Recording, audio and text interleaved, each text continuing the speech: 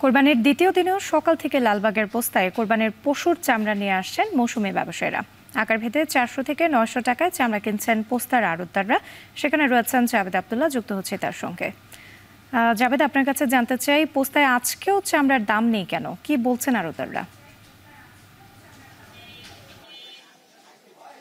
রাত্রি ঈদের যে দ্বিতীয় দিন, সেই দ্বিতীয় দিনেও ঢাকা থেকে ঢাকার আশপাশের যে এলাকাগুলো রয়েছে সেখান থেকে কিন্তু কুরবানি পশুর যে জবাইকৃত চামড়া, সেই চামড়াগুলো কিন্তু এরই মধ্যে পোস্তায় আসতে শুরু করেছে।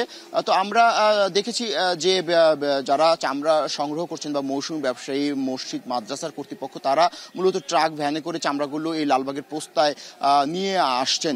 তো বিক্রেতারা যে বিষয়টি বলছেন যে সরকার বেঁধে দেওয়া যে দাম 1300, 1305 টাকা, সেই দরে মূলত চামড়া তারা বিক্রি করতে পারছেন না। গেল 26 মে প্রতি বর্গফুট লবণযুক্ত চামড়ার দর নির্ধারণ করা হয় 60 থেকে 65 টাকা। সেই হারে সরকার চামড়ার প্রতি পিস চামড়ার দর নির্ধারণ করে 1350 টাকা। সেই দরে তো চামড়া বিক্রি করতে তারা পারছেনই না। মৌসুমী ব্যবসায়ীরা বলছেন যে 400 থেকে 600 টাকার মধ্যে তাদের এই চামড়াগুলো বিক্রি করতে হচ্ছে। অন্যদিকে যারা আড়তদার, যারা মূলত চামড়াগুলো সংগ্রহ করেন, যারা চামড়ার ক্রেতা, তারা বলছেন যে সঠিক প্রক্রিয়ায় এই চামড়াগুলো সংগ্রহ করা হচ্ছে না এবং মৌসুমী ব্যবসায়ীরা অতি উৎসাহী হয়ে বেশি দামে পাড়া মহল্লা থেকে এই চামড়াগুলো কিনে আনছেন, যে কারণে তারা এখানে এসে অর্থের যে ক্ষতি সেটির সম্মুখীন হচ্ছেন। একটু বলে রাখি যে লবণযুক্ত যে চামড়া, সেটি দর নির্ধারণ করা হয়েছিল 60 থেকে 65 টাকা, যেটি গত বছর ছিল 55 থেকে 50 টাকা। এবছর কিন্তু 5 টাকা বেশি বাড়িয়ে চামড়ার দর নির্ধারণ করে সরকার।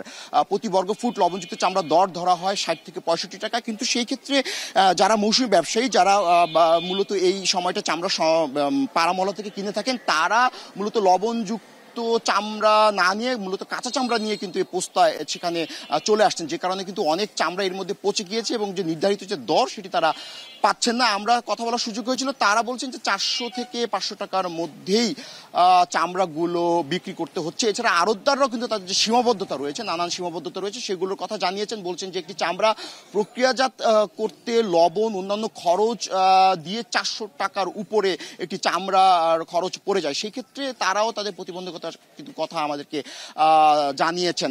তো আমরা এখন লালবাগে পোস্তায় আছে, ধারণা করা হচ্ছে যে সময় কিছুটা বাড়লে হয়তো এই পোস্তায় এই যে কুরবানি পশুর যে চামড়া, সেগুলোর যে ট্রাক আসে, সেই ট্রাক ভ্যানের চাপ বাড়বে। রাত্রি